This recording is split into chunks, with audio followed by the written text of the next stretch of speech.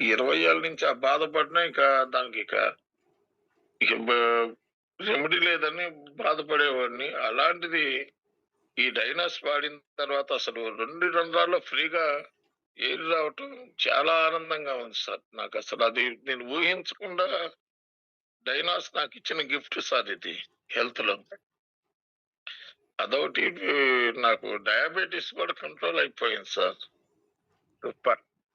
అసలు ఒక విధంగా నేను ముందు నా హెల్త్ కోసం నేను సీతారామ గారి దగ్గర కూడా చెప్పాను. ముందు నా ఆరోగ్యం వస్తే చాలు సార్ అన్నాను.